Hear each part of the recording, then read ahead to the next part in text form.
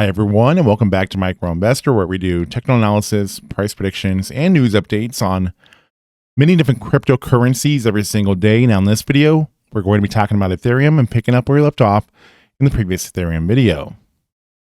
Now, at the moment, Ethereum is tightening up a bit, just like what we were seeing with Bitcoin. Ethereum is doing the sideways trading. Things are just getting really consolidated here. And the big thing is, of course, is what the price is doing between the different moving averages, as we have Ethereum still above that 20-day moving average at this moment. It's still getting close to making that attempt at some point. Hopefully, cross my fingers that it does break through that 50-day moving average, and hopefully, if it does manage to do that, we'll be able to see it go into more of a price movement on into the upside, and hopefully break through the 100-day moving average while it's added. Now, the nice thing with Ethereum here is that Ethereum's price has come down a decent amount to where the 200-day moving average is actually lining us right up to where we're at, just as the whole price was coming down from right before the price was coming down, I should say, with the whole FTX fallout that had happened. So if we were to get the price of Ethereum up right now to about $1,600, we'd be able to go right to that 200-day moving average, and we're really, realistically, we're not really that far from that to be able to see such a scenario play out. And if that was the case, that would be absolutely amazing to see something like that happen. Now, as far as where we need to be seeing these price movements to go, if we were to look at where we're at right now, and if we were to just go right up to the price of $1,600, or even go a little bit above that, and break that 200-day moving average, which we would have probably a decent sized price movement after that did happen. But as far as that price movement to take us right up to a price of around $1,600, that would be a price movement that would be about 26%, so between 25 and 26% to be able to get right there. So if we were able to do such, that would be a significant price move to the upside. But I think that could be something that could be possible, even though it sounds a bit crazy to say that, especially when you look over at Ethereum's price as it was coming down here. The 200-day moving average, Ethereum hasn't been on the other side of that since back in April of 2022, where Ethereum was still within this falling wedge here.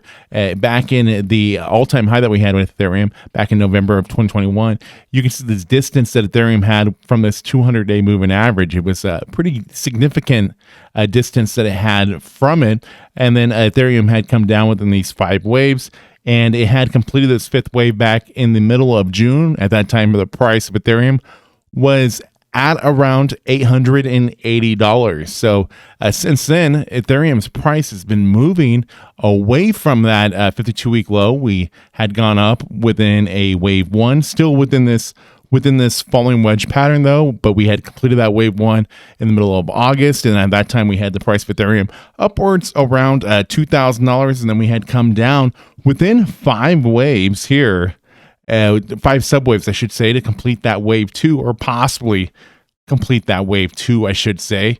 But there's now this possibility that this price movement that we have going on right here, that this could quite possibly be the start of our wave 3 to the upside in the works right now. And it's also creating that distance that we much need away from this falling wedge. So a lot of potential here to be able to see this turn into something absolutely amazing. Now, as far as how things could be going here, though, I think that we could be seeing a recovery here, probably not as quick as I was originally thinking, just because we have all this extra sideways trading going on, but possibly sometime within January, we might be able to see this scenario play out and actually see Ethereum go right up within this price prediction and do this recovery from where it was at within the whole FTX fallout as it had taken place. I mean, that would be great if we were to see that, but that's a possibility that we could be seeing. So as far as so far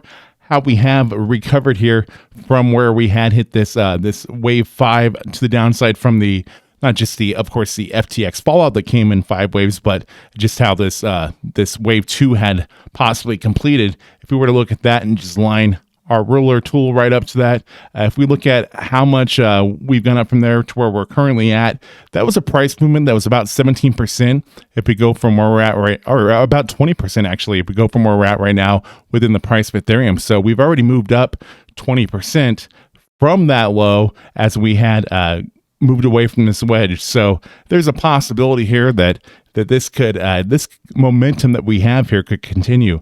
It's really just all about right now just breaking through that 50-day moving average, that price of $1,300, and continue working our way up here and getting that confirmation that this is in fact a wave one from that is part of a whole new pattern here, that we're moving away from this bear market that we're in. So that's where I'm currently at with it. That's what I'm hoping for. So really hoping that within these next couple of weeks, within this next month, I should say, that we do see Ethereum do this retracement from the whole FTX fallout. Because if we didn't see this even happen, if that FTX fallout didn't happen, we were already seeing a transition there with Ethereum. We were seeing Ethereum come down in a three-wave move, wave one, wave two, wave three, and then we were seeing it transition already to attempt to break through those different moving averages, just as the whole FTX fallout had taken place. So if we didn't see that happen, we probably would already have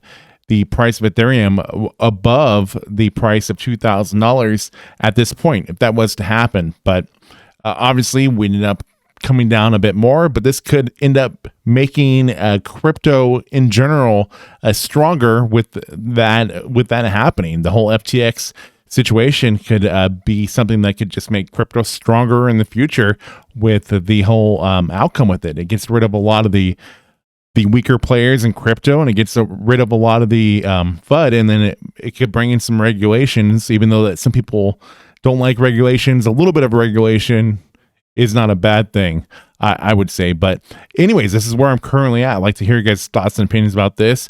I talk about Bitcoin and Ethereum every single day. As you guys know, I always have something to say here and do a technical analysis. And I talk about many other altcoins as well. So if you like content like this, please do consider subscribing. And of course, a like does go a long way. Thank you all for watching. I'll see you in the next one.